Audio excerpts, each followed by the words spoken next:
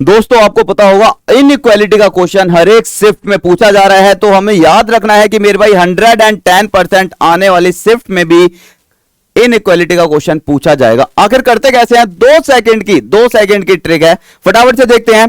अगर मेरे पास मैं बात करता हूं, हमारे पास क्वेश्चन में इस तरह से ये 3 सिंबल दिखते हैं।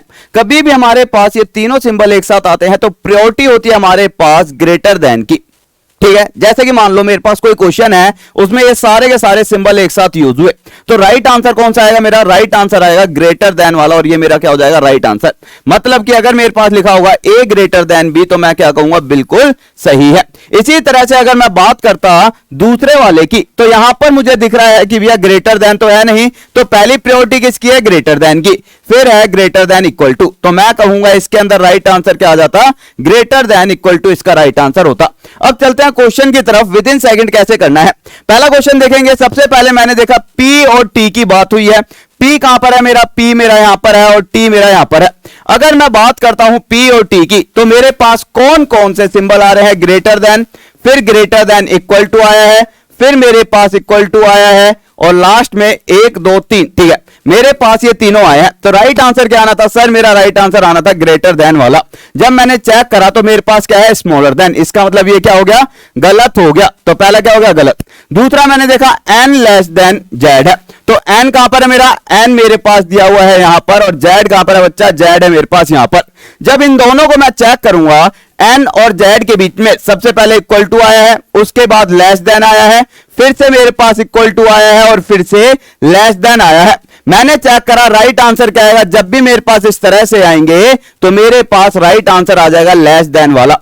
अब मैंने चेक करा तो यहां पर मेरे पास क्या दिया हुआ है, लेस देन, इसका मतलब ये क्या है, सही है, तो राइट आंसर क्या आ जाएगा, केवल दूसरा सत्य है। तो आप लोगों को समझ आया होगा हमें किस तरह से प्रायोरिटी देनी पड़ती है।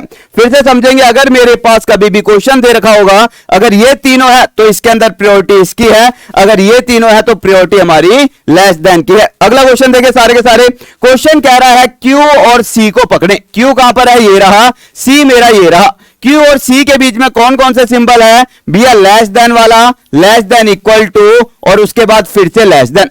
जब मैं चेक करूंगा राइट आंसर क्या आएगा, सर जी मेरी जो प्रायोरिटी है लेस देन वाले की ज्यादा होती है, और ऑप्शन के अंदर निष्कर्ष में भी लेस देन दिया हुआ है, तो मेरा राइट आंसर क्या आ गया, ऑप्शन नंबर ए। दूसरा मैंने देखा K और L। K और L की अगर मैं बात करता हूं तो मेरे पास K पहले है, L बाद में, लेकिन जब मैंने क्वेश्चन में या कथन में देखा K मेरा आएगा बाद में और L आएगा मेरा पहले, तो सबसे पहले तो हमें क्या करना पड़ेगा, इसे रीअरेंज करना पड़ेगा। जो पहले है, पहले क्या है L, तो मुझे यहां पर भी क्या रखना पड़ेगा, L।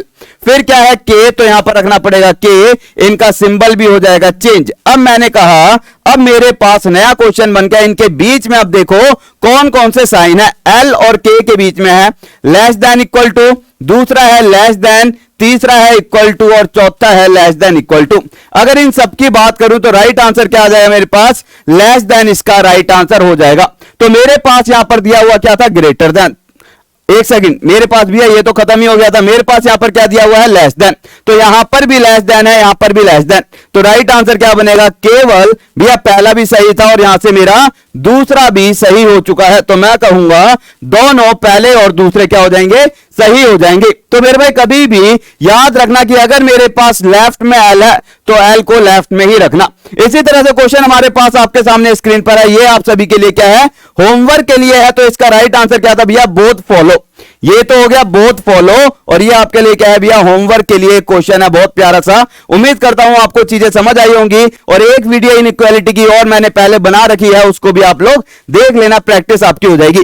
साथ ही टॉप तक ऐप पर आपको पता होगा, बाय बुक वाले सेक्शन में जाओगे तो यहां पर आपको फ्री ई बुक मिल जाएगी, और यहां पर आपको रेलवे का क्रैश कोर्स मिल रहा होगा, जो कि आपके एग्जाम पॉइंट ऑफ व्यू से बहुत ही ज्यादा इंपॉर्टेंट है, और इसी तरह से रीजनिंग का भी आपको मिल जाएगा।